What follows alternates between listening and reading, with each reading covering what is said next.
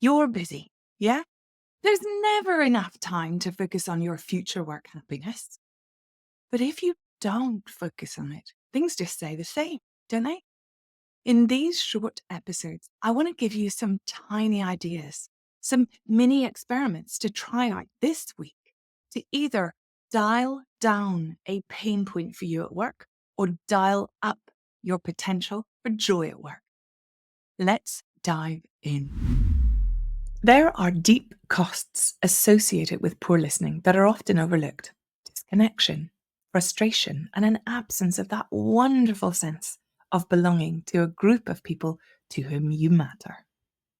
As one client discovered years after being the go-to listener for her colleagues, her friends, and her family, she realized her generosity was never reciprocated, ever. No one ever asked her a clarifying question or a deepening question. They were much more interested in talking about their own situations, which left her feeling unseen, unheard, and unimportant, which over years began to negatively affect her confidence. Here's another little story about listening. A new client said that one of the things that attracted her to me was when she walked past me consulting with another client through the window in a building I used to work from. She said it looked so different to other conversations that she saw happening in her business every day. I was 100% engaged in that person's words, taking occasional notes, listening quietly as they formed their thoughts to a question I had posed. Until then, I never really thought about what it looks like when two humans are really listening to each other.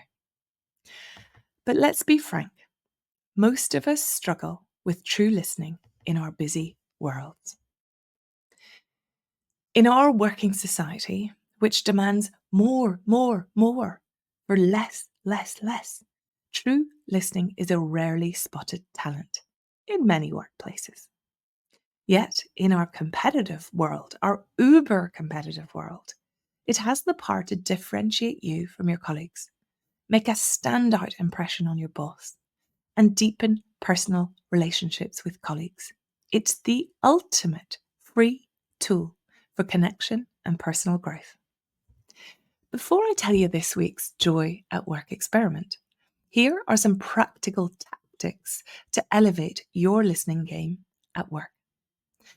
Number 1, ask questions and pause.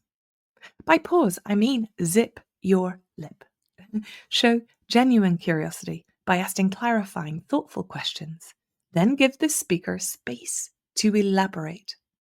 Silence often invites depth, and it is a total gift to introverts who struggle to think and speak articulately at the same time, as opposed to our extroverted cousins who need to speak to think. Number 2, forget the phone. A real conversation deserves your undivided attention. Social media notifications can always wait. If the phone must be on the table with you because you're expecting an urgent call, for goodness sake, place it face down. 3, practice reflective listening. In tricky or complex situations, try to summarize what the other person has said to show understanding and encourage further elaboration. Limit I statements. Focus on their story, not your own. This enhances trust and connection. 4, engage and be present. Look into their eyes. Turn your body towards them. Notice their body language. Tune into what's being said and put effort into understanding whether the individual is seeking just to share, seeking an opinion, or asking for help in working through a problem. Here it is. Our Joy at Work experiment this week is: in your very next conversation, focus entirely on the other person. No interruptions, no distractions, no using the word I. And ask questions and then pause to really listen. Notice how they respond and how you feel afterwards.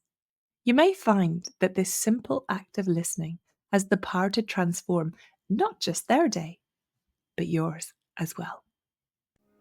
If you enjoyed this, you might also enjoy my life satisfaction assessment. It's a 30-minute program where I guide you through a deep dive into 10 areas of your life to assess what's bringing you joy and what's bringing you down. I call it Derailed. It's a fabulous place to begin a joy at work redesign.